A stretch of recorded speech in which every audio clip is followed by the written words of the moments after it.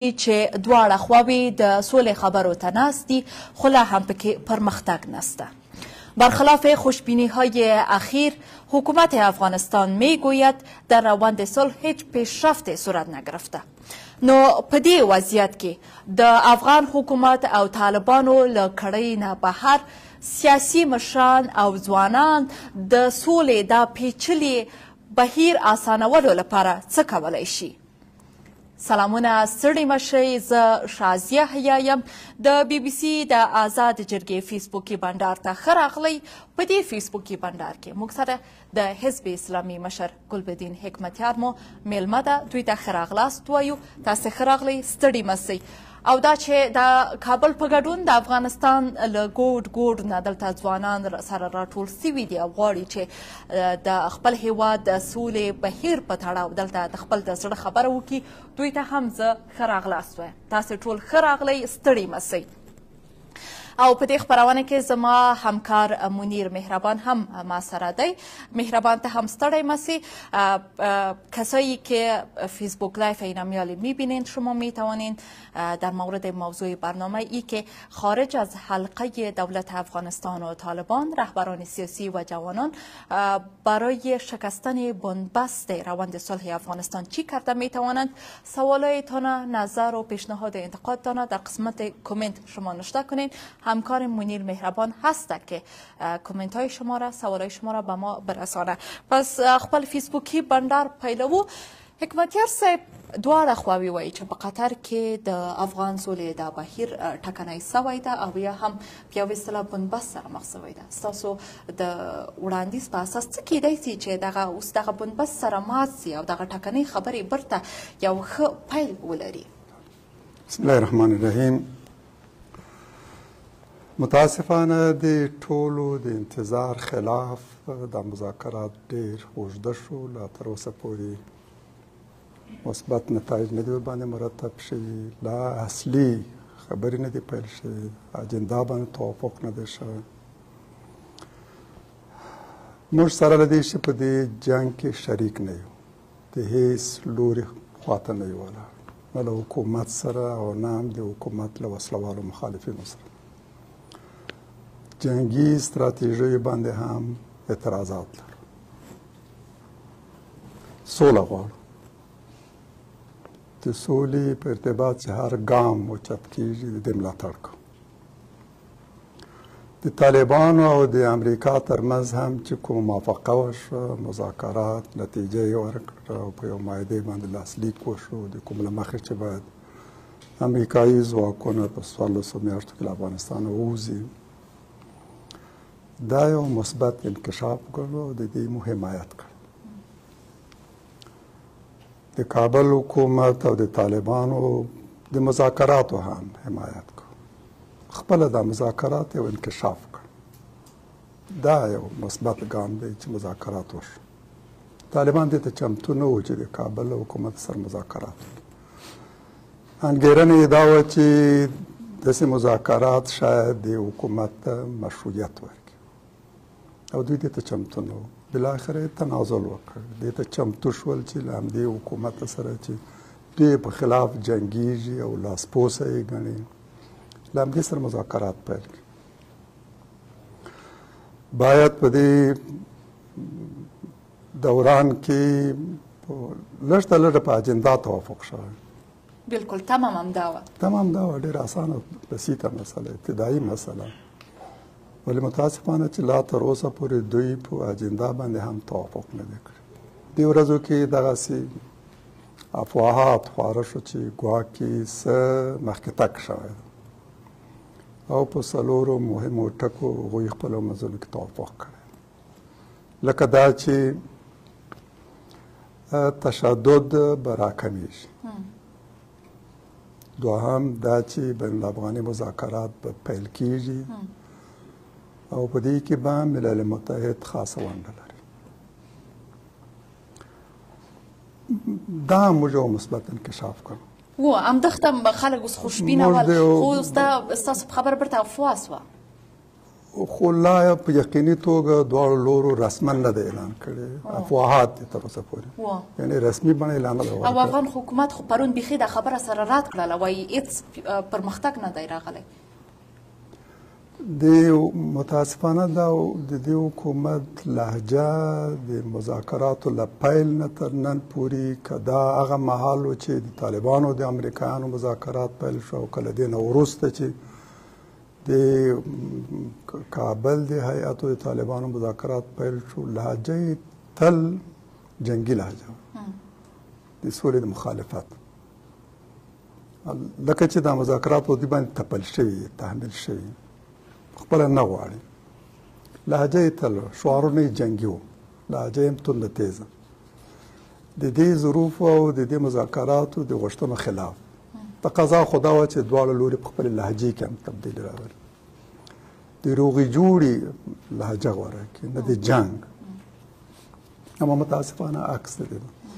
سره له دې موږ که داسې وشي چې مذاکرات پیل شي او حتی که د مذاکراتو کې د طالبانو او د امریکا ترمنځ معاهده بنسټ وي، محور همدا وي، موږ دې سره موافق یو، د دې ملاتړ او تایید کوو. سره له دې چې موږ د دې حکومت دریځونه، اقدامات د سولې په ارتباط نه تاییدوو. غوښتل مو چې دا لوری باید خپل مواقف توحید کړي، دلته باید سیاسي اجماع رامنځته شي او د تصمیم یو مقتدره مرجع جوړه شي چې د سولې په ارتباط به وروستی تصمیم هغه نه شي د هېڅ چا په انحصار کې به نه وي، نه به دا د کوم فرد په انحصار کې او نه هم د حکومت په انحصار کې. دغسې یو مرجع چې ټول سیاسي لوري احتوا کړي او د هغوی پرېکړه هم سیاسي اجماع تمثیل کړي. داسې یو مرجع باید رامنځته شي، د سولې په ارتباط باید هغه تصمیم ونیسي، طرحه باید هغه جوړه کړي، هیئت باید هغه وټاکي، د مذاکراتو د بهیر باید هغه مدیریت کړي. ولې متاسفانه چې داسې ونه شول، هیئت ولېږل سو، یو کمزوری هیئت چې ټول نه تمثیلوي او ټول حمایت نه کوي. اما مال مو هم تشویش دا و چې شاید دا مثبت نتایج ونه لري. سره له دې ټولو موږ د دې انکشاف شوی ته حمایت کوو. خب آقای حکمتیار، در چنین وضعیت خب چیزی که شد و هیئت رفت و گفتگوها تا یک جای شروع شد اما سر طرزالعمل اینا به توافق نرسید، در چنین وضعیت فعلا در چنین بحرانی که افغانستان قرار داره، اما راه‌های حل برش چی است که می بنبست سال بشکنانه؟ احساس میکنیم که راه‌های هم وجود داره که بنبست را بشکنه و باید این کار را بکنه. از این حالت باید کشور را بکشه. اگر طالبا باید توافق کنن که یک آتش بس موقت بپذیرن، موانعی که در راه توافق بر سر آتش بس است برداشته شد. یکی از موانع اساسی در راه توافق بر سر آتش بس است که این طرف خود را یک حکومت مشروع میخواد و یک حکومت منتخب و از طالبان می تقاضا را داره که حکومت به رسمیت بشناسه. با تغییر موافق نیستند، با انتقال قدرت به یک حکومت قابل قبول برای همه، مخصوصا طالبان موافق نیستند و طالبان به هیچ صورتی حاضر نیستند حکومت بپذیرند. بنبست اصلی همیست، مشکل اساسی در راه صلح همی است. بدون توافق بر یک حکومت قابل قبول برای همه اطراف و انتقال مسالمت آمیز قدرت به حکومت ممکن نیست که صلح به میان بیاد و طالبان با آتش بس توافق کنند. یکی از موانع اساسی در راه توافق بر سر آتش بس همیست که باید بر سر یک حکومت موقت و انتقال قدرت به توافق. اما حکمتیار صاحب فکر نمیکنن که رای منطقی ای شده نمیتونن که یک دفعه اینا با گپای اصلی بپردازن، بعدا اینا خود جز اونمو گپا شده میتونه که سرش گپ زده شده. تا به حال انتقادی که سر هر دو طرف هستی است که اینا تا به حال همو گپای اصلی را آغاز نکردن. طرز العمل تا بالا جور نشده. بنیاد مذاکرات درست گذاشته نشد. در این مذاکرات باید تنها روی دو موضوع اساسی صحبت صورت بگیرد. دو موضوع اساسی: یک، آتش بس موقت که قابل تمدید باشه و به یک آتش بس دائمی تبدیل شد. دو، توافق بر سر تأسیس یک حکومت بعد از صلح و قابل قبول برای همه اطراف. تنها باید روی دو موضوع صحبت صورت میگیرد. بله.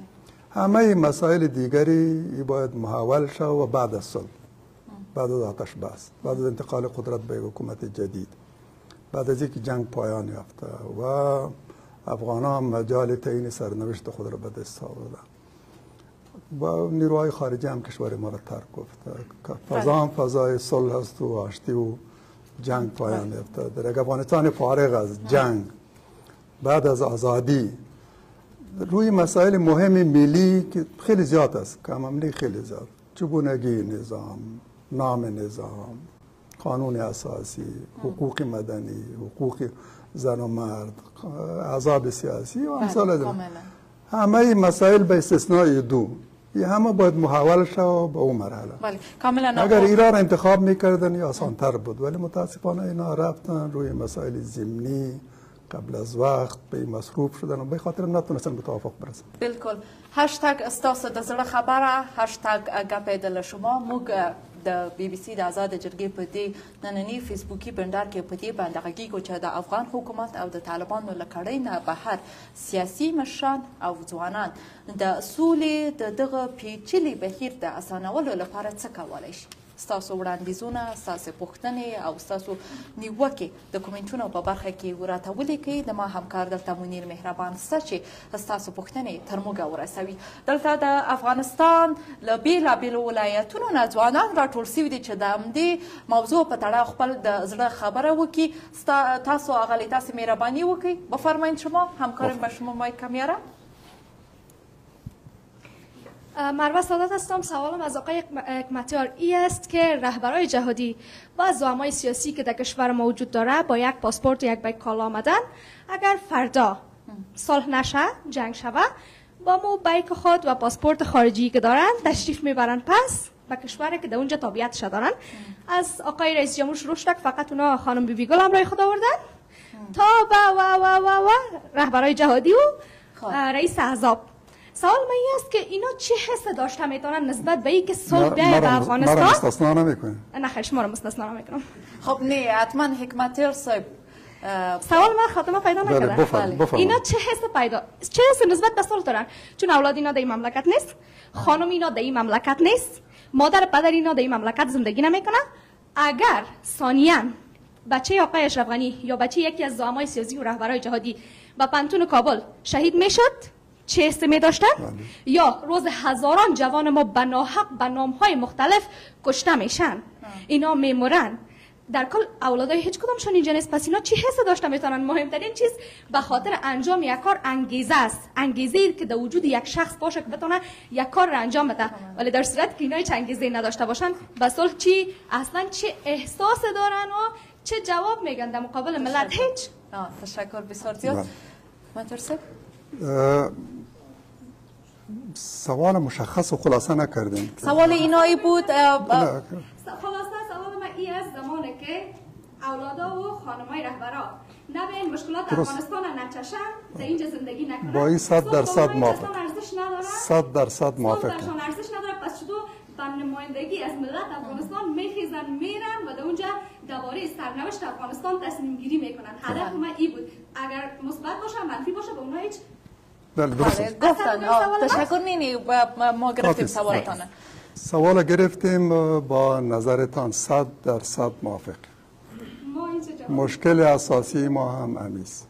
در اینجا ما در رأس قدرت دو تابعیت ها را داریم، خانواده هایشان در خارج، سرمایه هایی هم که در اینجا به دست میرن انتقال میتن به خارج.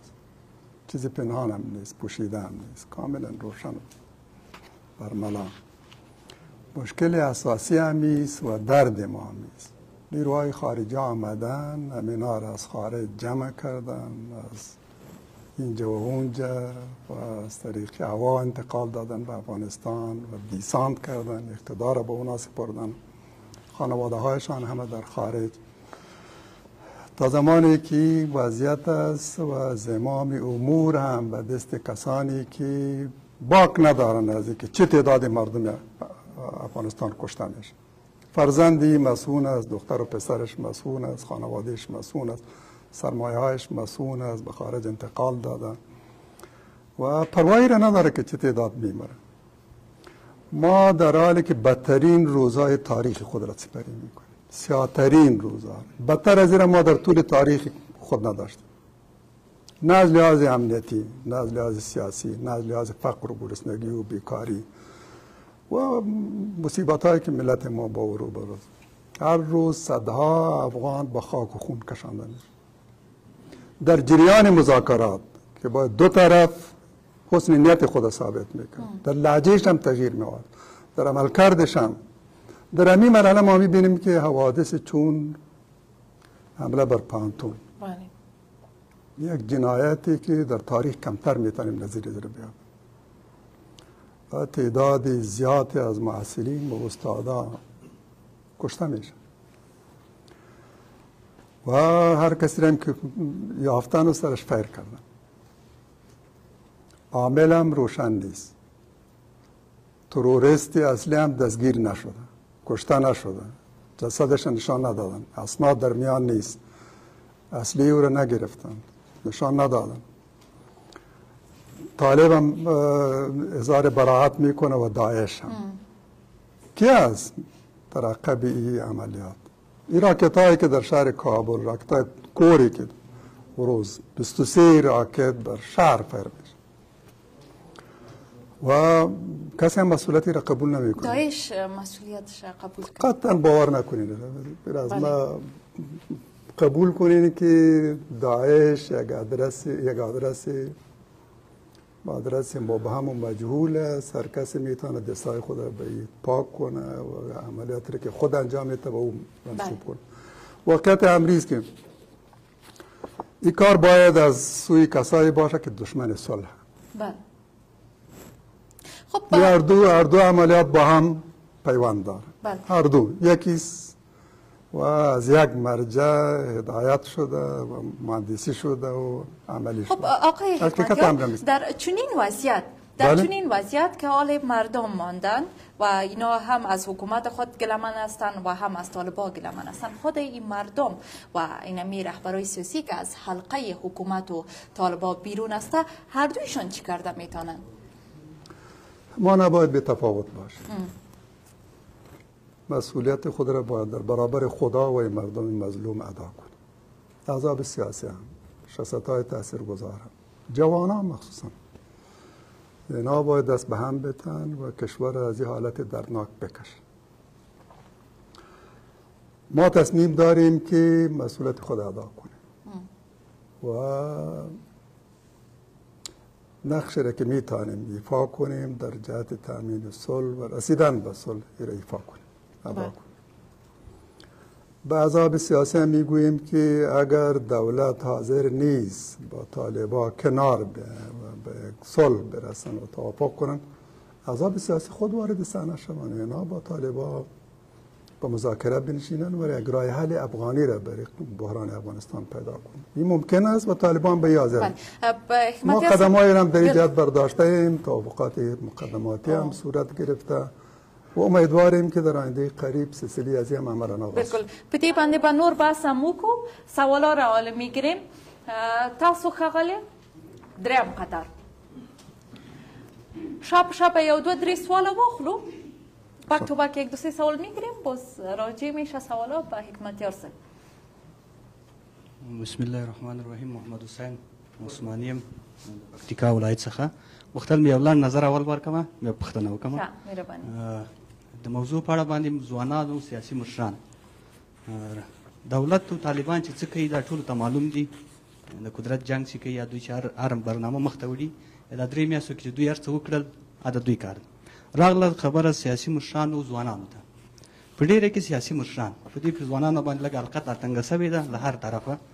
سیاسي مشران ولې تاریخ کې چې څه سوي دي چا کړي دي ټولو ته معلوم دي دا که څوک په چا باندې ولاړ دی دا باید تاریخ قضاوت وکړي او په دې سانه کې چې په دې بدبختیو کې فعلا دا ولس ژوند کوي ولې سیاسي مشران ځوانانو ته مراجعه نه کوي ځوانانو سره مشوره نه کوي او ولې په دوی باندې حساب نه کوي په جنګ استخباراتي ده ولې دوی راځي یا له بل ملک نه یا له یو بندو دروازو شاته یا د تیګو شاته خپله بیانیه ورکوي اما دوی ولې حکمتیار صاحب نوم دا سوال هم ده ولې سیاسي مشران انفرادي حرکت کوي په یو بل باندې توندې نیوکې کوي خیر چې پرون هر څه ولې نن نه راځي ولې زما پکتیکا ته یو مشر نه راځي له بانډون هغه حرکت ولې نه راشروع کوي ذهنیت سازي د سولې لپاره ولې نه کوي سیاسي مشران ولې په نورو ملکو کې دوی انتقادونه له هغه ځای نه کوي یا له هغه خپل قدرت ته چې کوم ځای کې د شمال امپراتوري یا د بل ځای امپراتوري یا د غرب امپراتوري چې دوی له خپل میمنخانې نه نیوکې کوي توندې نیوکې کوي اما ولس ته ولې مراجعه نه کوي چې تر څو پورې ذهنیت سازي وسي او هغه ځوانان چې د سون توکي دي دوی وکولی شي دا د سولې بنبست ته د حل لاره پیدا کړي. ډیره زیاته مننه. یک چند سوال دیگه. خب یک آقا یک خانم تو درست است که موضوع جندر هم مد نظر بگیریم؟ بسم الله الرحمن الرحیم. اوکی وردک یم د وردک ولایت څخه زما لومړی سر کې یو نظر دا دی چې موږ په اسلام کې یوه کلمه لرو دا چې یو بل باید ومنو د دې لپاره چې موږ د یو بل ورونه یاستو او داسې موږ یو حدیث هم لرو چې هم دیگر پذیر باشه خو 15 کلن تاریخ د افغانستان موږ ته تل دا ښیي چې زموږ مشران هیڅکله خپل منځ کې جوړ نه دي راغلي زموږ تاریخ موږ ته دا را زده کړي چې زموږ مشران له هر طرفه لکه څرنګه چې ورور وویل دوی جګړه کوي یو د بل سره چې یو له هغې څخه حکمتیار صاحب هم دی چې دوی یو مجاهد سړی و حکمتیار صاحب اوس جګړه پرېښې اوس خپله وایي چې سوله غواړي بلکل خو دوی اوس د دولت مخالف دي د دوی طرحه دا ده چې دولت باید یو موقت دولت رامنځته خو هغه د بیان د ازادي در څوک خپل نظر خو بیا هم دوی واک غواړي یعنې دا په دې معنی چې یو موقت دولت دې رامنځته شي تر څو موږ سولې ته ورسېږو مننه اما حکمتیار صاحب هېڅ وخت نه دي ویلي چې دا موقت حکومت خو د دوی جګړه بیا هم په واک ده د سولې دغه د قرآن موضوع د سولې په غوښتنه ما د حکمتیار صاحب څخه زموږ غوښتنه دا ده دا چې تاسو کله خپل منځ کې جوړ راځئ هر کله چې تاسو جوړ راشئ زه فکر کوم چې سوله هم همغه وخت پوښتنه د سیاسي زموږ مشران که جوړ رانه شي موږ خپله ستاسو منځ کې سوځو تاسو یو له بل سره جګړې کوئ عام خلک دې وسوځېږي او سوله دې هم رامنځته نه شي مننه تاسو ښاغلیه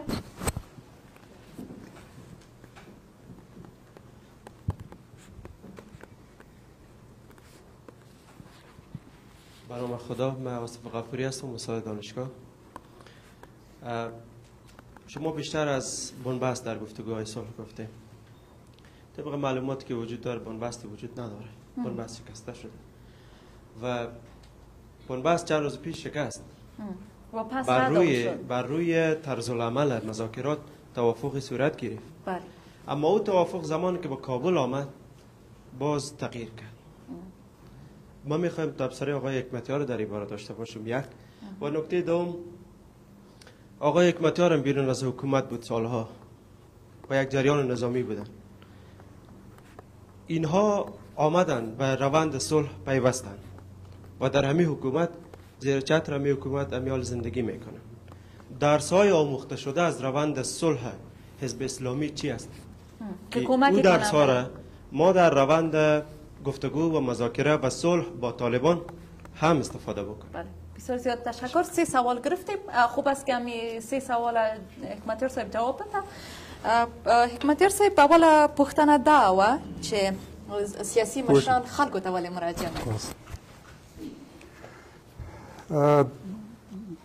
دا ډېر په ځای پوښتنه ده در سره موافق یم سیاسي احزاب یعنې سیاسي مشران یعنې هغه چې د خلکو له متنه راولاړ شوي او په ټولو قضایاو کې خلکو ته رجوع کوي هغوی تنظیموي د خپلو سیاسي ارمانونو لپاره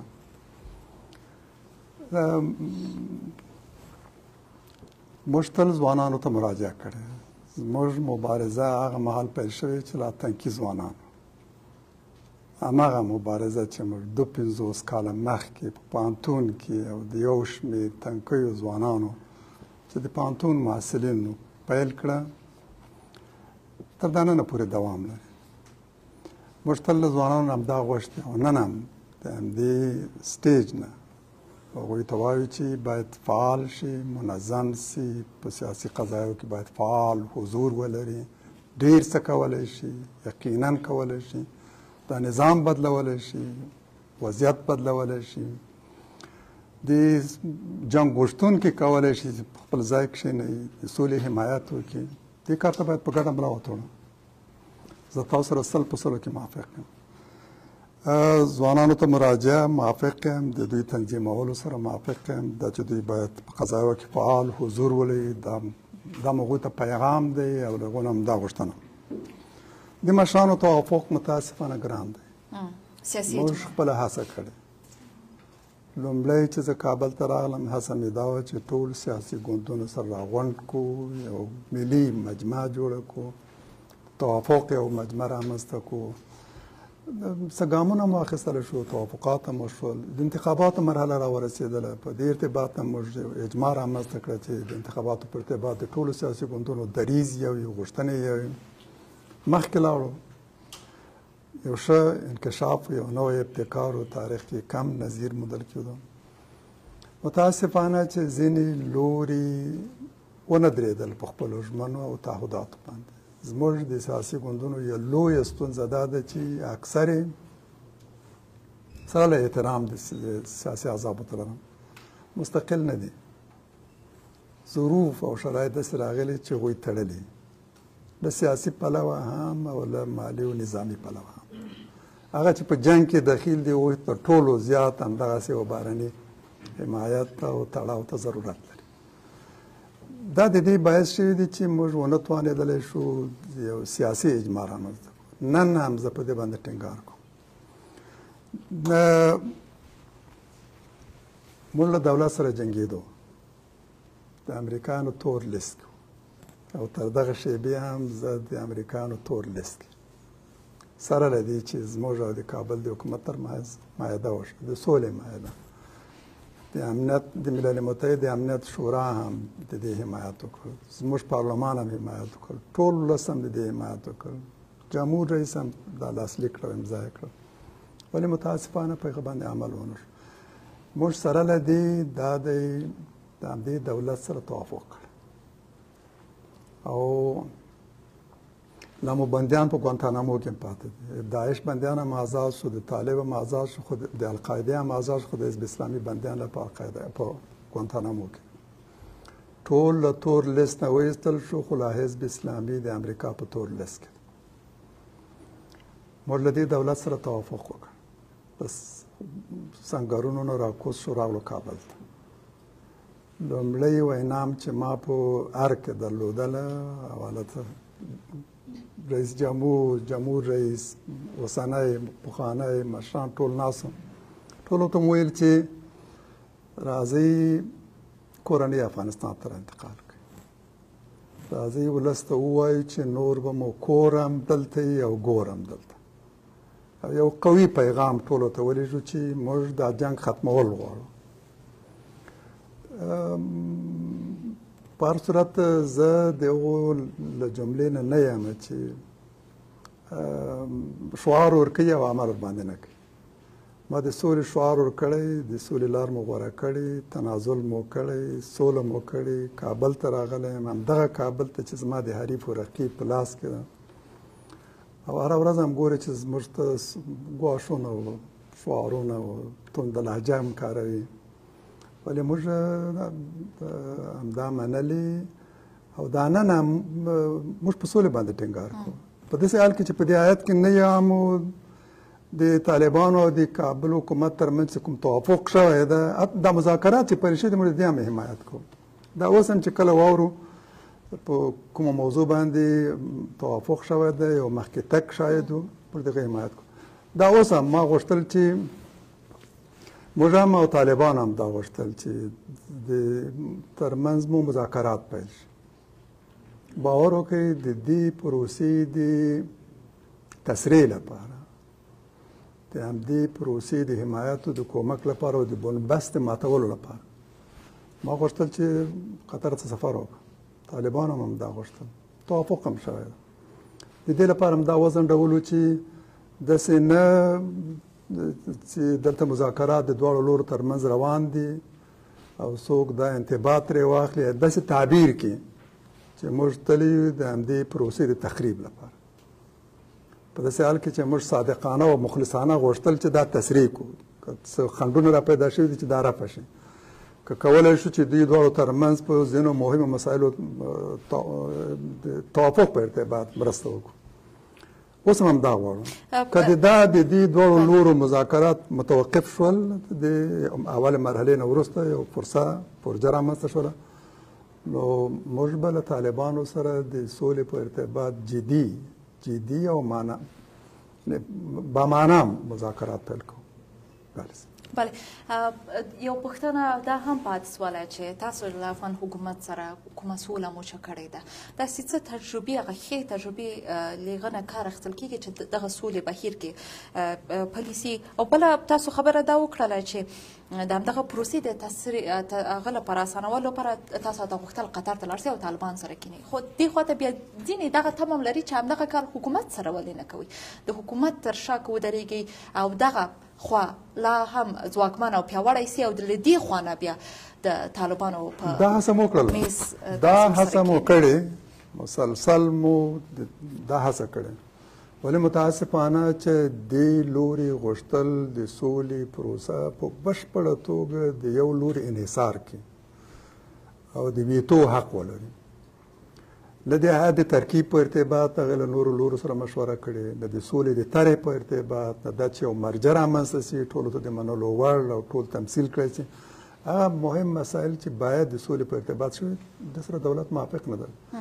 که دولت دا نن هم د سولې په ارتباط یو واضح عملي او معقوله طرح وړاندې کړي، لومړی کس چې دغه به حمایت کوي موږ. دولت اساس نه لري، دولت اجالتا هېڅ طرح نه لري د سولې په ارتباط. حتی که وایم چې د سولې اراده لري، مبالغه مې نه ده کړې، نه د سولې اراده لري، نه د سولې په ارتباط طرح لري، نه د ده دا شاوخوا خلک پوهېږي چې دا موږ څه غواړو، د هیات هم نه پوهېده چې موږ د څه لپاره ځو، طرح هم هغوی ته نه ده ورکړل شوې چې د مذاکراتو کې هغوی ځي، د دې لوري سرې کرښې کومه دي، غوښتنې کومه ده، د حل لارې څه ده، د سولې په ارتباط د هغوی طرح څه ده، دولت دغسې یو لار ورکړه.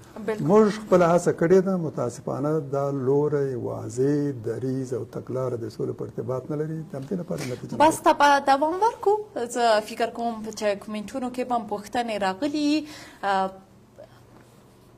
فیسبوک لایف جرگه آزاد BBC است. در این فیسبوک لایف ما در مورد از این بحث میکنیم که خارج از حلقه دولت افغانستان و طالبان، رهبران سیاسی و جوانان برای شکستن بنبست روند صلح چی کرده میتوانند؟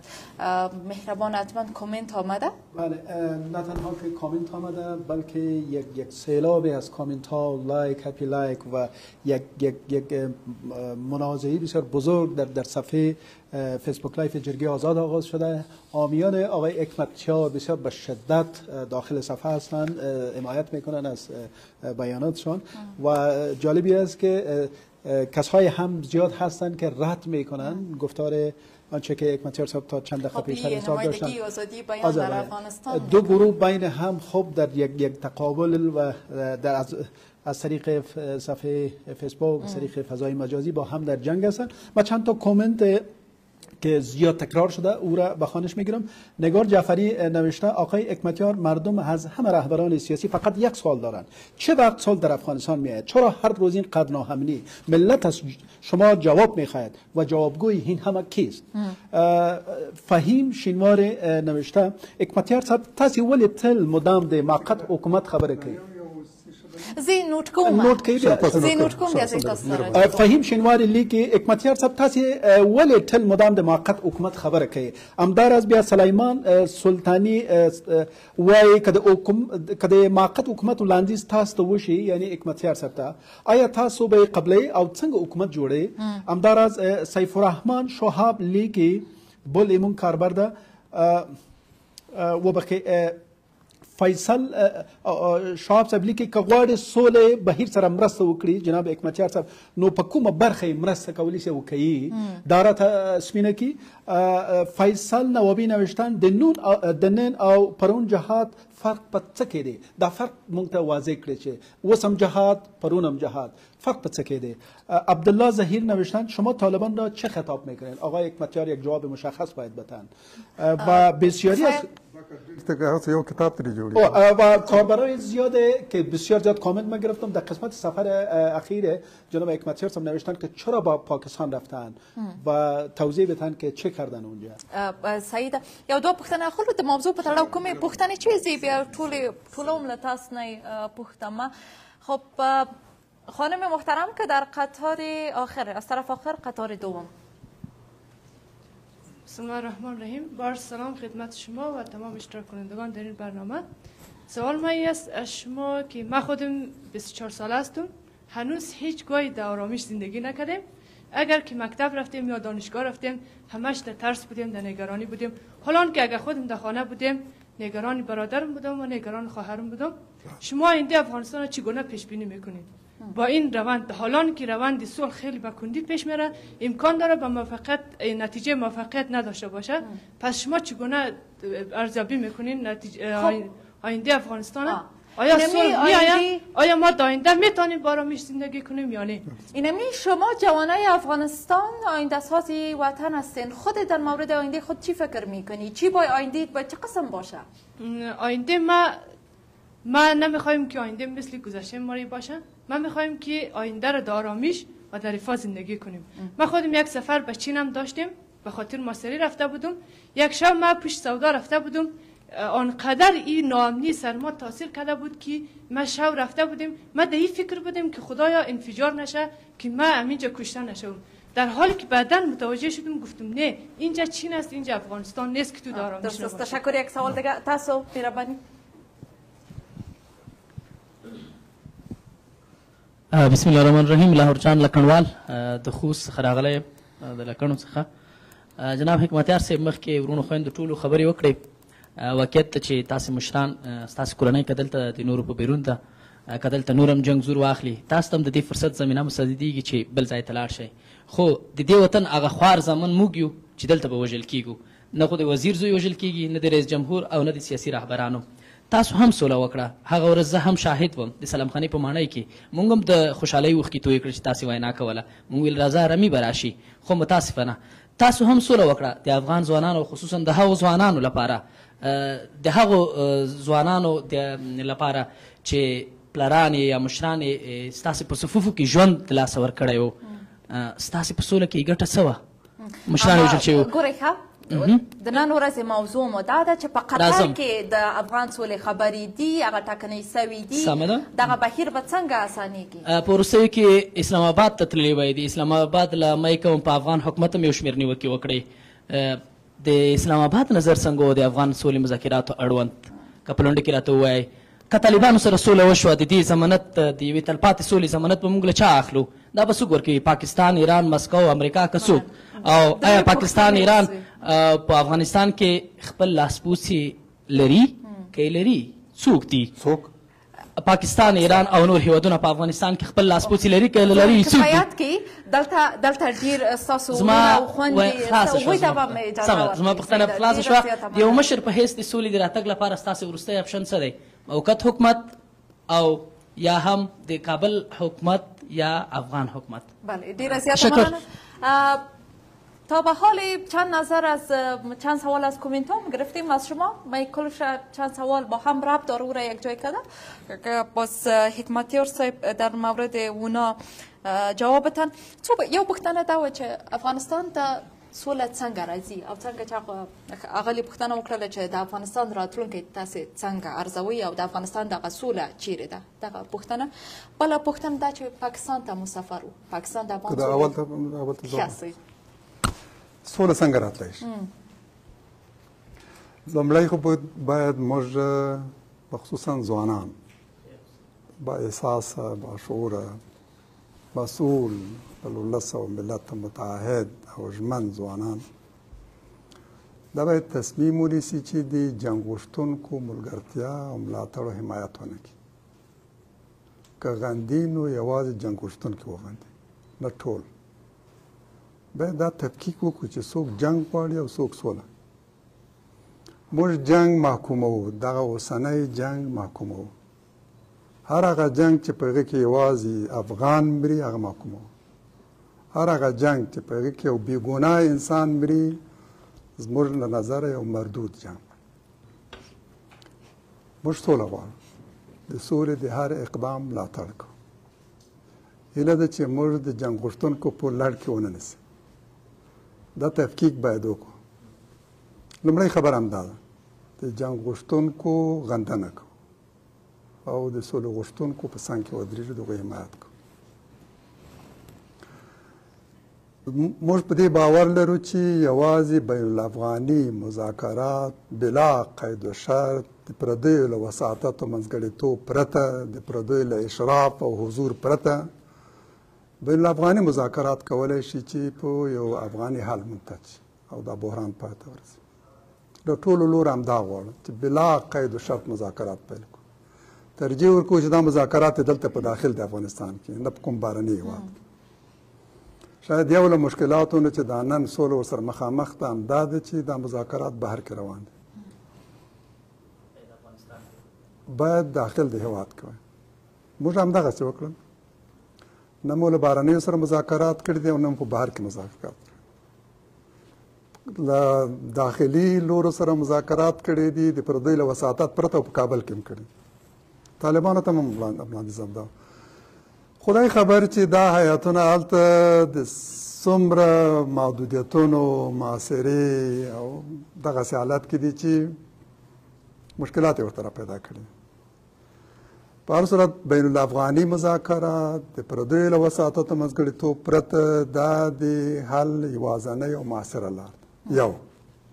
دوهم، هیڅ لوری باید په دې تاکید او ټینګار ونه کړي چې هغه ته به یا اقتدار سپارل کېږي او یا به په اقتدار کې پاته کېږي، د هغې ابقا به په اقتدار کې تضمین کېږي. دا شرط باید هېڅوک وضع نه کړي. دواړه خواونه البته. نه دا لوری نه هغه بل لوری. هغه لوری باید د حکومت ترلاسه کولو تمامیت غوښتنه ونه لري او دا لوری باید په اقتدار کې د پاته کېدو غوښتنه ونه کړي. موږ ته وایي چې موقت حکومت ولې یادوو؟ په دې باندې ځینې اعتراض کوي چې مخکې هم کول او نن هم کوو، تل په موقت حکومت باندې ټینګار کوو. نن موږ نه وایو موقت حکومت، بلکې وایو چې له سولې نه وروسته یو حکومت، ټولو لورو ته د منلو وړ یو حکومت. طالب دا حکومت نه مني او دا حکومت د طالب واکمني او امارت اسلامي نه مني. ما ته وایي چې لار د حل څه ده بل؟ آیا له دې پرته موږ بله لار د حل لرو چې اقتدار باید یو داسې حکومت ته انتقال شي چې ټولو ته د منلو وړ؟ موده به یې څومره موقت، اوږده، یو کال، زیات، کم، په دې باندې باید خپلو منځونو کې موږ توافق ته ورسېږو. خو له دې نه پرته چې د بهرنیو ځواکونو وتل تضمین شي او دغه حکومت چې بهرنیو ځواکونو په افغانانو باندې تپلی او تعمیل کړی ده، دا په داسې حکومت بدل شي چې هغه د جنګ عامل نه وي، جنګ غوښتونکی نه وي، د جنګ زېږنده او مولود نه وي، ټولو لورو ته د منلو وړ وي. دغسې حکومت له اقتدار له انتقال پرته اصلا بحران حل کېدلی نه شي. واقعیت دا ده چې دا جنګ دا حکومت د جنګ یو لوری ده، د جنګ مولود او زېږنده ده، د جنگ باعث ده، د په موجودیت کې جنگ پای ته نشي رسیدلی. بله. حکمتیار صاحب، سوال دیگر در مورد سفرتان به پاکستان در مورد صلح افغانستان چی گفتند؟ چی وعده های صورت گرفت؟ حتی بعضی ها این سوال هم کردن که خب بخاطر چی اونجا رفتین؟ میشه که جزئیات کوتاه بگوین؟ ما سفری هم به چین داشتم، کسی اعتراض نکرد. دو سفرم به ترکیه داشتم، کسی اعتراض نکرد. سفری هم به امارات داشتم، کسی نپرسید و اعتراض نکرد. نمیدانم که در رابطه به سفر پاکستان چرا باید ملاحظه‌ای باشه و اعتراضی هم با پرسش و سوالی. تنها ما نبودیم که پاکستان رفتیم، اکثریت زعمای سیاسی افغانستان رفتن و سفرهای متعددی هم داشتن. آقای کرزی 20 سفر داشت پاکستان. آقای اشرف غنی هم سفری به پاکستان داشت، زعمای دیگری هم به پاکستان سفر داشت. من فکر میکنم پاکستان یک طرف است در این قضیه و یک طرف مؤثر مثل بقیه طرف ها، مثل بقیه همسایه های ما. احساس میکنم که پاکستان فعلا خواهان صلح است. پاکستان نقش مؤثری داشت در آغاز مذاکرات بین طالبان و امریکا که امریکا از این سپاسگزار است و اعتراف هم میکنه که در نتیجه تعاون پاکستان مذاکرات صورت گرفت و به نتیجه رسید و هرگاهی هم که با مشکل روبرو شدن و گویا پاکستان کمک کرده که بنبست بشکنه. فکر میکنم که مذاکرات فعلی هم که بین کابل و طالبان در دوحه آغاز شده نقش مثبت پاکستان در رابطه داشت. من در این سفر خودم احساس کردم با همه مسئولین درجه یکی پاکستان و شخصیت‌های تاثیرگذار چه در بخش مطبوعات چه در بخش سیاست نشست‌ها و صحبت‌های خیلی تفصیلی داشت. احساس میکنم که در اونجا فعلا روحیه عمیز که پاکستان از جنگ صدمه دیده، ادامه جنگ به ضرر پاکستان است. مسائلی پاکستان ایجاب میکنه که در افغانستان صلح به وجود بیاد. شما دیدین بعد از سفر ما آقای عمران خان صدر اعظم پاکستان گفت که ما هیچ چیزی دیگری را از افغانستان نمیخوایم مگر اینکه خاک افغانستان از سوی هند علیه پاکستان مورد استفاده قرار نگیرد. و این بارها و حکومت افغانستان بازی وعده را داده که این چنین کار نمیشه. بر صورتی که میشه یا نمیشه موضوع علیحده است. خیلی از چیزا برای ما و برای شما و برای افغانان معلوم است که در اینجا چی میشه. آیا خاک افغانستان از سوی کدام کشور علیه پاکستان مورد استفاده قرار گرفته یا نه؟ خب بر صورت خالق صدر اعظم پاکستان میگه که اگر همین تضمین شه ما دیگه هیچ قاصد دیگری نداریم. مگر یک انکشاف تازه نیست، مسئله بسیار مهمی نیست. اگر پاکستان فقط میره بخواه، دیروز که مردم میگفتن که گویا پاکستان میخواد که افغانستان صوبه پنجمش باشه، ولی امروز پاکستان فقط یک مطالبه از افغان‌ها داره، یکی خاک افغانستان از سوی رقیبش حریفش هند علیه پاکستان مورد استفاده قرار نگیره. آیا درست نیست که ما این تضمین بدیم برشون؟ چرا باید این تضمین به پاکستان ندیم؟ چرا باید اطمینان به پاکستان ندیم که خاک افغانستان قطعا از سوی هند علیه پاکستان مورد استفاده قرار نخواهد گرفت؟ بله. و شما دیدین که صدر اعظم پاکستان آمد و هر دو طرف بین خود گپ زدن و سوال دیگه راضی هم هستن، خوب استقبال هم کردن، بیرقای پاکستان هم در تمام جاده‌های کابل آویزان کردن. بله، مهمان نوازی خوبی شد. مهمان نوازی بسیار خوبی هم کردن. سوال دیگه در موردی بود که به خاطر روند صلح افغانستان اگر شما کمک میکنین، کمکتان در کدام بخش خواهد بود؟ و شما قبلا جواب دادین که تا میخواستین که به قطر برین و امروی طالبا بنشینین صحبت کنین. یک چند سوال دیگر هم میگیرین؟ اجازه بدین نمیره من کمی وضاحت بیشتر داشته باشم. سفر ما به دوحه به جای خود است، وقتش هم تعیین شد، بی جهت و بنابر دلایلی که گفتم به تأخیر افتاد. من انشاءالله سفری به دوحه خواهم داشت به خاطر تسریع پروسه صلح، کمک به پروسه شکستن بنبست ها. احساس میکنم که شاید بتانیم نقش داشته باشه، نقش مؤثر و مثبت، در جهتی که افغان‌ها با هم در رابطه به صلح به توافق برسن. موضوعات اساسی هم که من روش ترکیز خواهم داشت است که باید طالبا با یک آتش بس توافق کنند. آتش بس موقت و قابل تمدید. قابل تمدید. موقت و قابل تمدید. تقلیل خشونت ها کافی نیست. و دیدیم که بجایی که مفید تمام شود نتایج منفی داشت.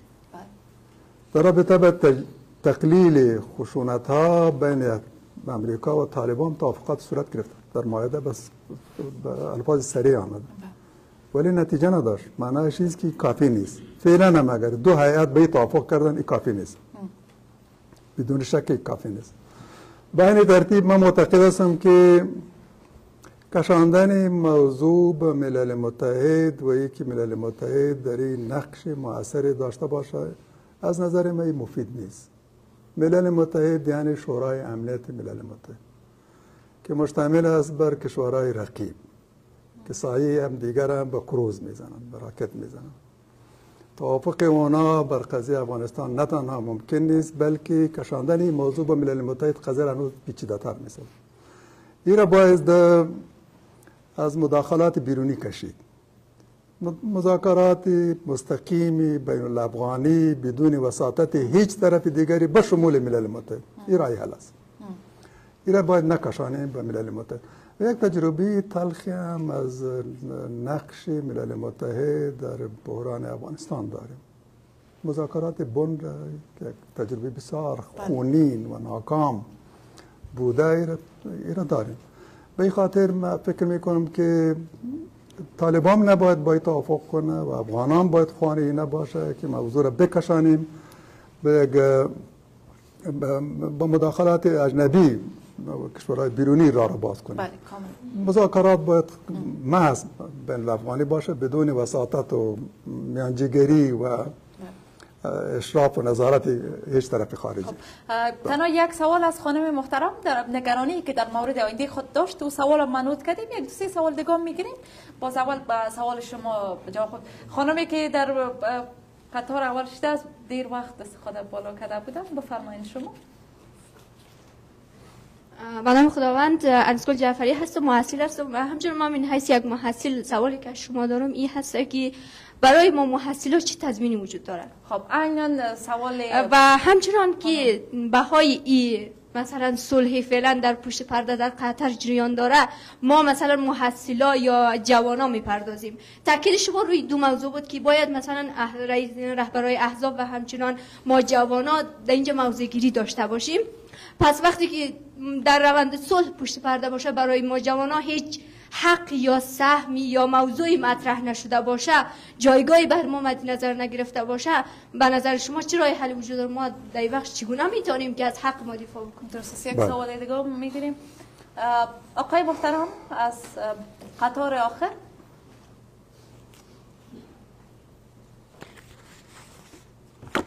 سلامونه احترامات جناب حکمتیار صاحب ته. حکمتیار صاحب د اوسنی د صلح پروسه کې نوي سیاسي احزابونه دي، یو نیم سل حکومتي چارواکي دي او 250 ښځې دي، په شمول د ستاسو په شمول د جناب کرزی صاحب. یعنې چې تاسو نه یې تللي دغسې ټول چې راغونډ شي همدومره کېږي. څوک چې نه دي تللي هغه بېله خبره ده. خو په دغه اړخ کې زه وایم چې تاسو کومې طرحې وړاندې کوئ دلته یا په نورو ځایونو کې یا په نورو ملکونو کې، بهتره به دا وه چې تاسو راسن په خپل هغه د صلح په مذاکراتو کې اشتراک کړی و، خپل هغه نیک نظرونه مو وړاندې کړي وو. او بله خبره تاسو وویلې چې د امریکا په تور لیست کې زه تر اوسه یم. البته په افغانستان کې ماته څه مشکل نشته، ټولو زه منلی یم او موږ هم درته ښه راغلاست وایو. ځوانانو ته تاسو کومې برنامې لرئ؟ بالخصوص تاسو د سیاسي احزاب یعنې هغه ستاسو تګلاره څه شی ده ځوانانو ته؟ زه چې څومره وینم، البته زما شخصي نظر ده، ډېری ځوانان ستاسو د سیاسي تګلارې حمایت نه کوي. که تاسو وایئ تاسو کوم انسجام کړی ده هغه امر موږ ته راکوی شي، او یا که نه هغه پخواني خلک دي چې هغه تاسو باندې ولاړ دي او اوسنی قشر تاسو باندې نه درېږي. او یو اخري سوال ده، د قضیې دواړه ښه دي، یو طالب ده بل حکومت یا هغه خلک چې د حکومت لخوا هلته اشتراک کوي. دریم کس په کار وي چې هغې ته میډیټر یا سالس ویل کېږي. سالس باید دواړه اړخونه کېنوي او دواړه اړخونو ته ووایي چې وروره دغه ستا کار غلط ده، دا باید ونه منلی شي، دغه کار ښه ده دا باید ومنو.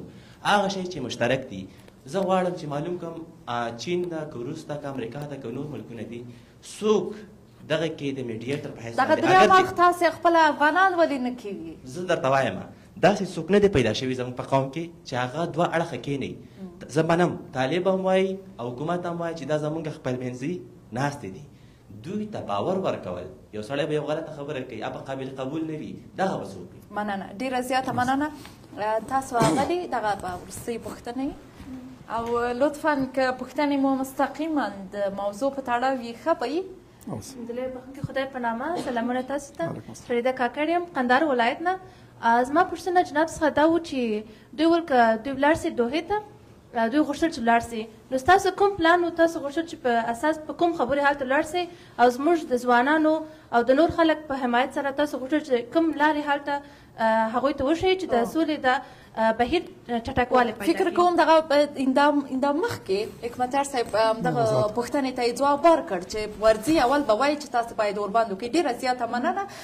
حکمتیار صاحب سوال اول خانم محترم نگران بود در مورد آینده خود که آینده افغانستان شما چگونه ارزیابی میکنین و اینا هم گفتن که وقتی که گپا پشت پرده باشه پس ما چطور در این پروسه ما سهم میگیریم صدای خود بلند کنیم.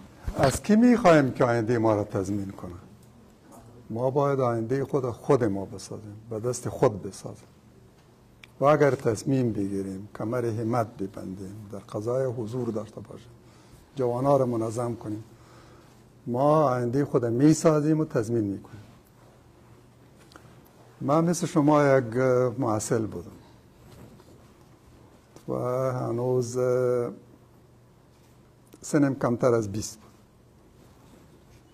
و در همین کابل تظاهرات داشتیم که همه جاده میوند می پوشند. جوانا محصلین در قضای حضور داشتیم و او حرکت تبدیل شد به یک انقلاب تاریخی بزرگ به نظیر که منتج شد به شکست و زوال اتحاد شوروی قدرت یکتاز دنیا. شما این تجربه را میتونید تکرار کنید، این تجربه را میتونید داشته باشید. یعنی یک مشکل است، یک مشکل است بدون شک، یک مشکل است به خاطر از اینکه ما با افراد و شبکه‌های بسیار بیرحم قسیو القلب و که به هیچ ارزش هم باور ندارن، از هیچ جنایت هم دریغ نمی‌ورزن، با این جهت‌های ما طرف هستیم. این درست است، ولی با همه اینا باید کار کنیم، با همه خطرات باید کار کنیم. هر روز اگر ما 300 نفر کشته داریم، کشته اگر قبول کنیم که در حال کشته و زخمی 300 نفر، و باور دارم اگر ما به یک حرکت عمومی که جوانا در این نقش فعال داشته باشند متوسل شویم، شاید در طول حرکت خودم به می پیمانه تلفات نداشته باشیم که در یک روز داریم. جوانای مثل شما در عراق توانستند تغییراتی بیارن، در لبنان توانستند، در گوشه گوشه دنیا توانستند. بین امیر یک تجربه کنیم، تصمیم بگیریم، مثل حرکت صلح جوانای یک حرکت قوی، نیرومند، منظم، مصمم و به خاطر صلح. ما حاضر هستم با شما در کنار شما می ایستیم. دیالوگ نکنید دیگه، سوالا زیاد است. بین امیر یک تجربه کنیم. جوانا پیش، ما هم در کنارتان یک حرکت عمومی سرتاسری را آغاز کنیم برای رسیدن به صلح، برای کوبیدن و محکوم کردن کسانی که بر جنگ تاکید اصرار دارند. بله؟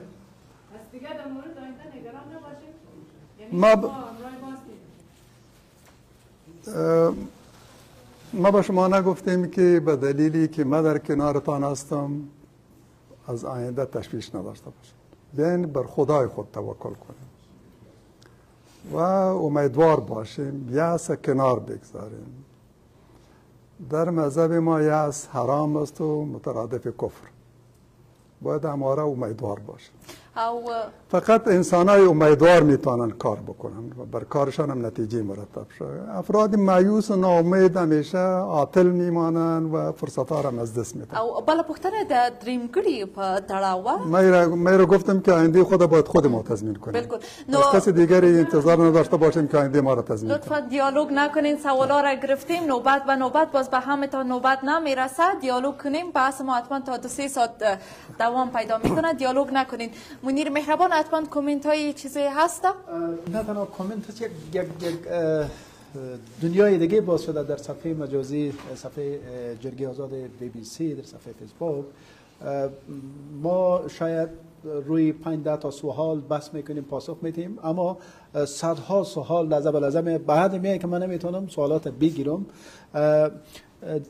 چیزای چند بار از طریق کاربر من انتقاد کردن که سوالات باید پاسخ بدن، زیاد سوال کردین، میگه یک سوال بگیرین که برش رسیدگی شود. بله. اما متوجه باشین که حکمت صاحب اکثر سوالای که با هم یکم ارتباط داره اکثرش عموما جواب داده. با مخاطر اینا بار میپرسن مو سوالات.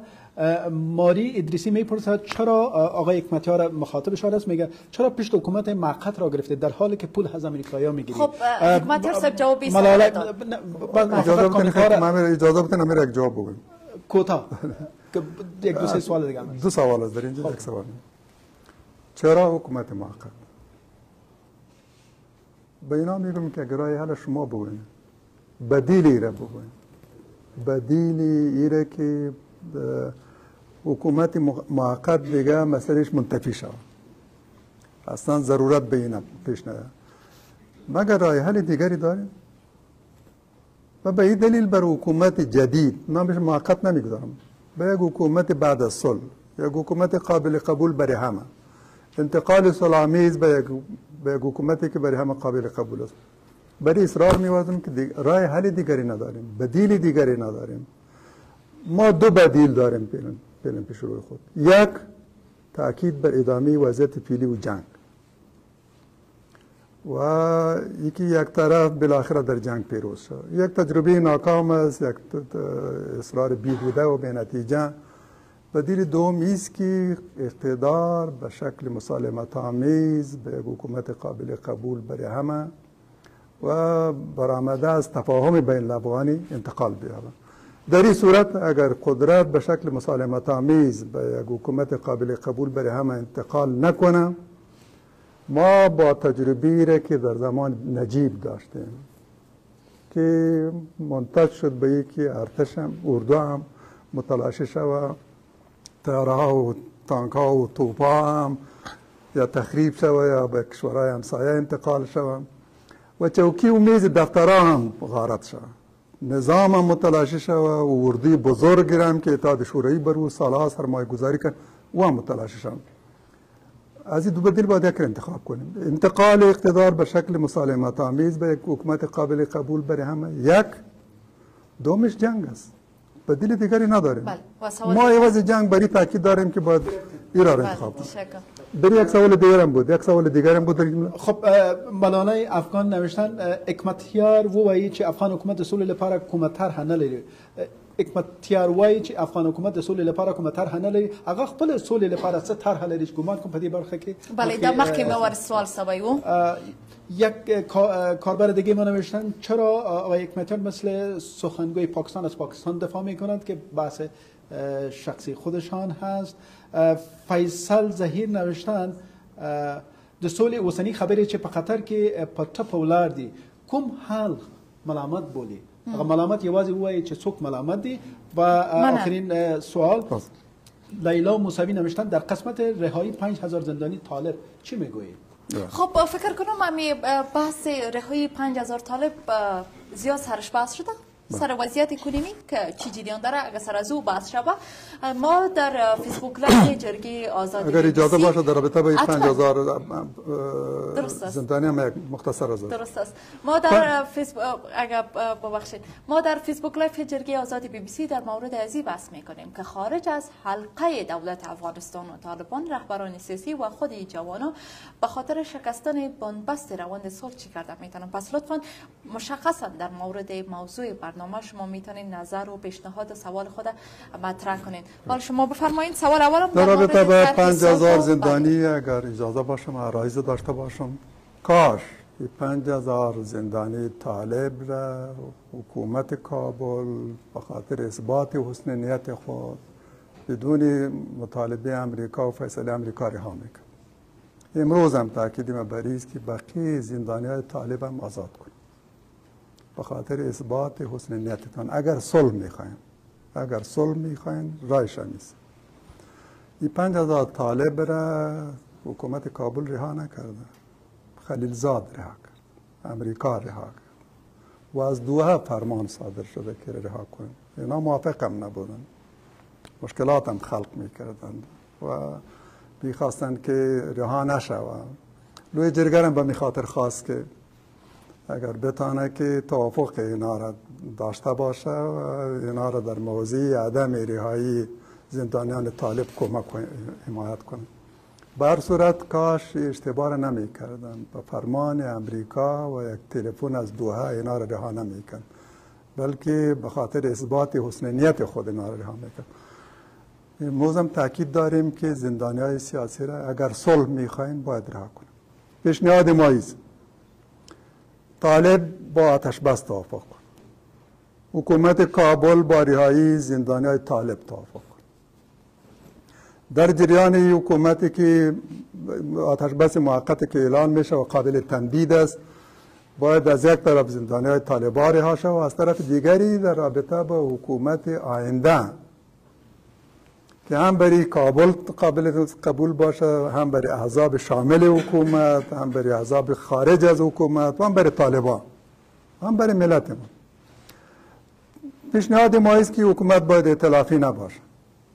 حکومت های ائتلافی همواره ناکام بوده و در افغانستان هم نتایج بدی داشته، تجربه ناکام بوده، نتیجه هم نمیده. حکومت جدید باید ائتلافی نباشه، وزارتخانه ها بر احزاب توزیع نشوه، بر اقوام توزیع نشوه، بلکه از شخصیت های ساخته شوه حکومت که شخصیت های نیک، بی‌طرف، صالح، خواهان صلح، قابل قبول برای همه، دارای سابقه خوب و نیک که در جنگ طرف نبوده و از یک طرف جنگی حمایت نکرده، دستش به خون مردم سرخ نیست. از این تو مردم یک حکومت درست شد و در همین در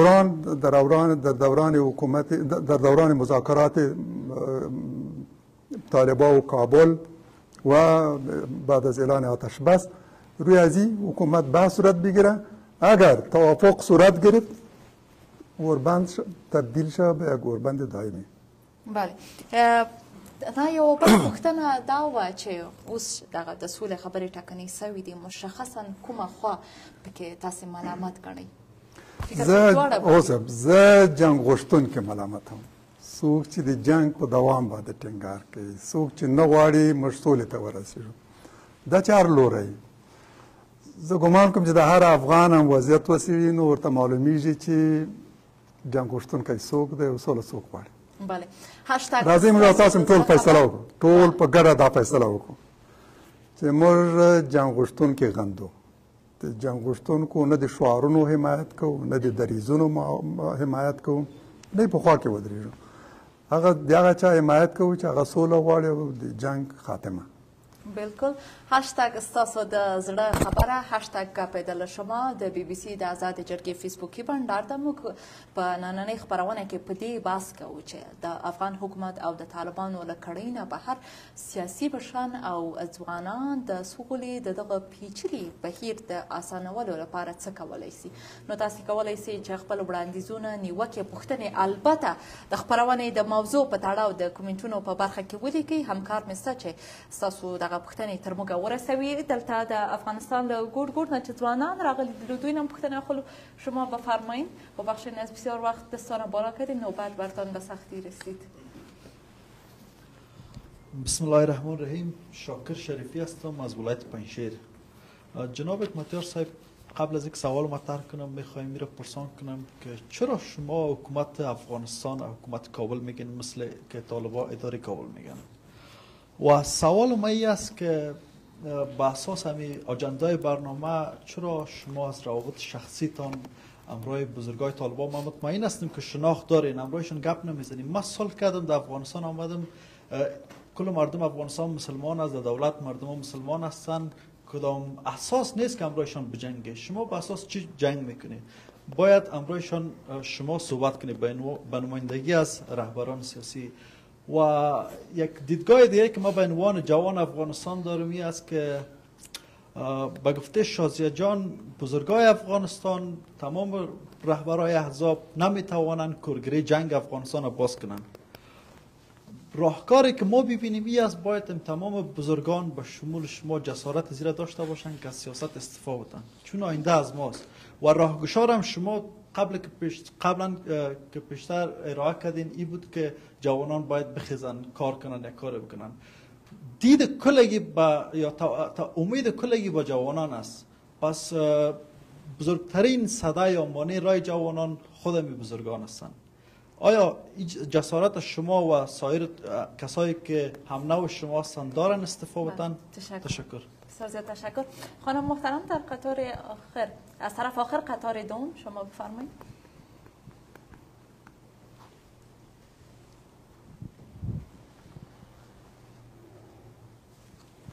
بسم الله الرحمن الرحیم. کنشکا محمدی هستم. سوال من این است وقتی ما میگیم مذاکرات بین الافغانی، پس چرا در دوحه انجام میشه؟ چرا داخل افغانستان نمیشه؟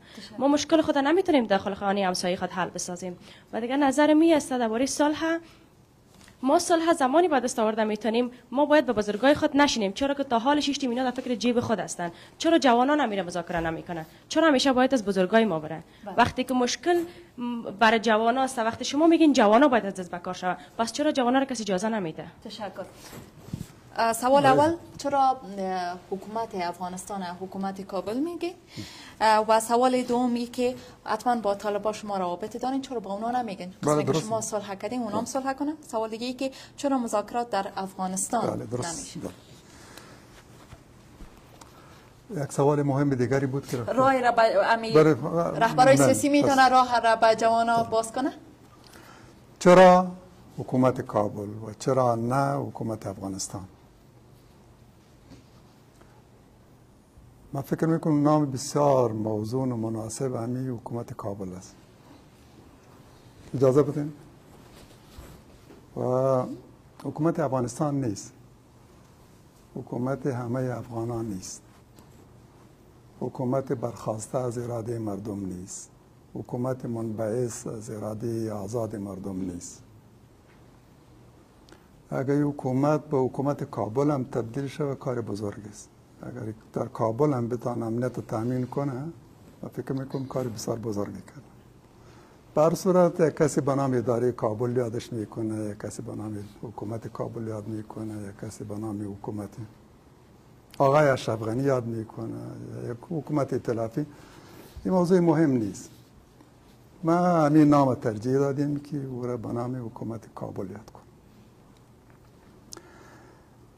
دومی که در رابطه به مطالبه استعفا از رهبران سیاسی، من فکر میکنم که دو راست. یکی که ما همه احزاب را بلا استثناء محکوم کنیم، رد کنیم و بگوییم که همه رهبران سیاسی باید استعفا کنند. این هم در صورت باید بگوییم که یک جانشین و بدیل هم برش داشته باشیم.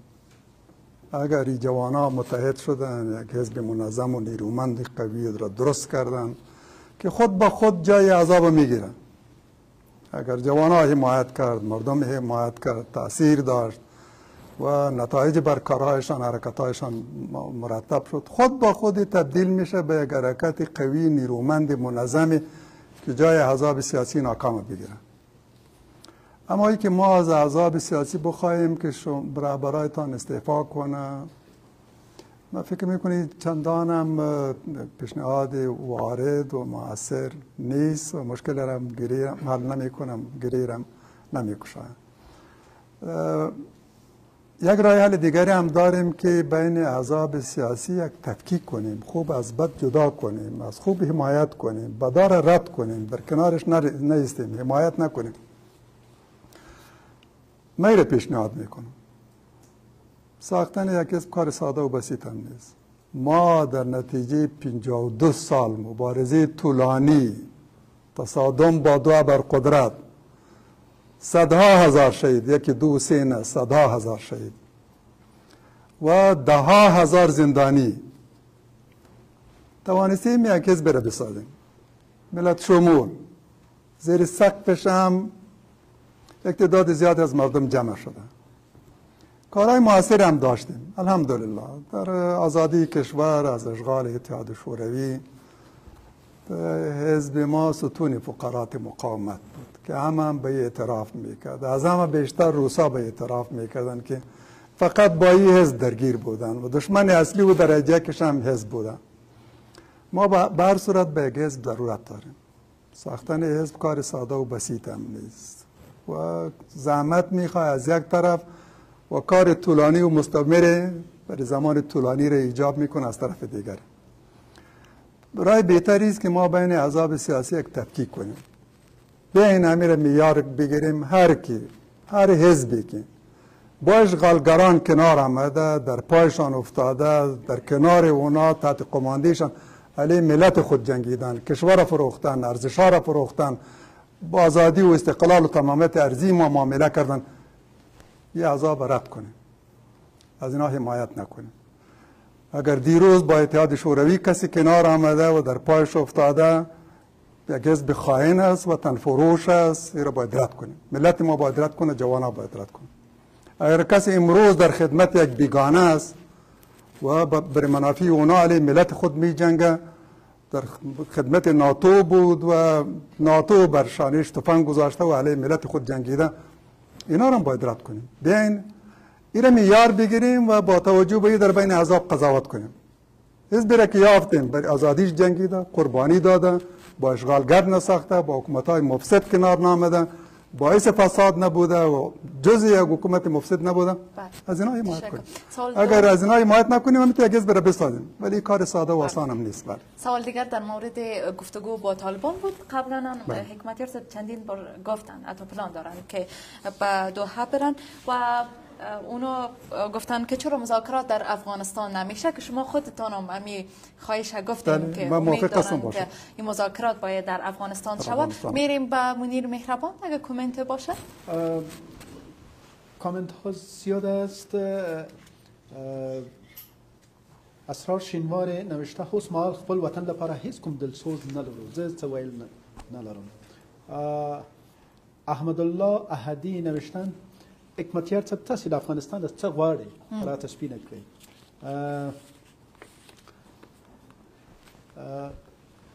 شادگل آرمان نوشتن حکمتیار صاحب تو خو موقت حکومت کې لومړی وزیر وی ولی اوس بیا موقت حکومت غواړي. خب این سوال چندین بار پرسیده شد و چندین بار حکمتیار صاحب برشان جواب دادن. کفایت میکنه اینجا یک دو سوال میگیریم تا بعد مو ورسته پختنی.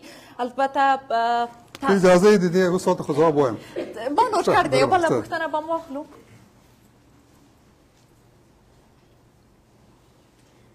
بسم الله الرحمن الرحیم. سلام خدمت حکمتیار صاحب و شما مجری برنامه و تمام دوستان عزیز.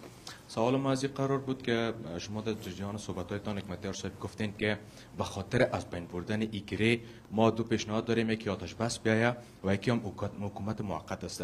شما چی تضمین میتین که وقتی که حکومت مشمول به وجود بیاید و خواستهای طالبا رفع نشه، خواستهایشان که میخواین عملی نشه، چی تضمین وجود داره که دوباره یا پس در جنگ نرن، بر علیه ما جنگ نکنن؟ تشکر.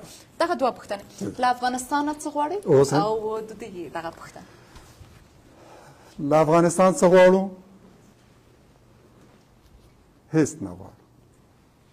د افغانستان لپاره قربانۍ ته چمتو یو. پلار مې شهید سوی د افغانستان لپاره، دوه ورونه مې شهیدان سوي دي د افغانستان لپاره، د حزب ګڼ شمېر همسنګران مې شهیدان سوي دي، په زرګونو.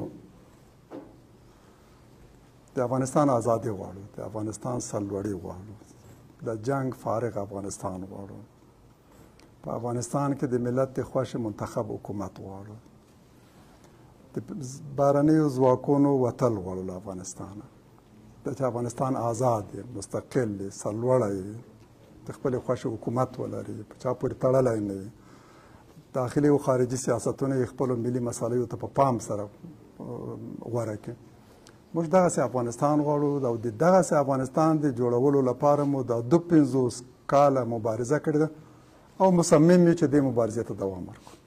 بله، سوال دیگه ای بود اگر حکومت اما شمول با وجود بیاید چی تصمیم وجود داره که بعد از آن جنگ نخواهد بود و طالبان نخواهد جنگید؟ طرح مایی است که نخست توافق بر سر یک حکومت آتش بس موقت، یعنی که خودش تضمین است، شرط است.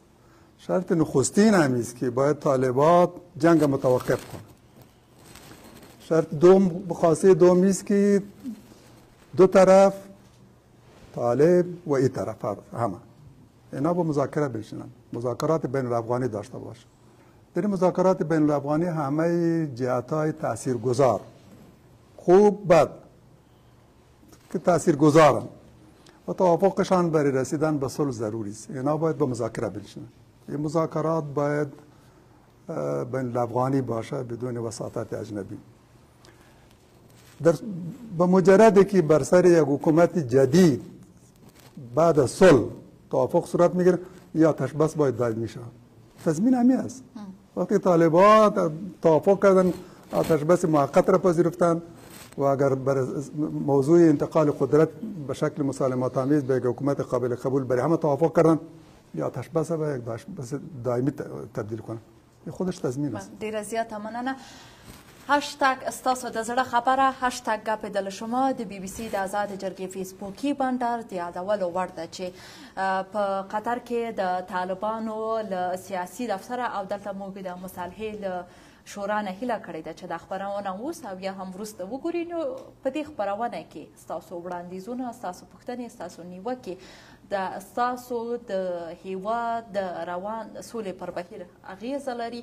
نو خپرونه موږ دلته ختموو، خب شما میتونین که باز هم در قسمت کامنت ها سوالتان، نظرتان، پیشنهادتان نشته کنین. په دې خپرونه کې د حزب اسلامي مشر ګلبدین حکمتیار له موږ سره و چې د افغان سولې پر روان بهیر غږیده. له دوی نه ډیره زیاته مننه کوم کور ودان چې موږ ته خپل وخت راکړ او دا چې د افغانستان له ګوټ ګوټ نه ځوانان راغلي وو له دوی نه هم مننه کوم. تر بلې آزادې جرګې او تر بلې هاشتاګ ستاسو د زړه خبره تاسو ټول په لویه لاس سپارم. ښه وخت ولرئ، کومنټونه مه هېروئ، ویې لیکئ. ښه وخت. ماشاءالله و موفق اوسئ. کور ودان ډیره زیاته مننه. تشکر از شما.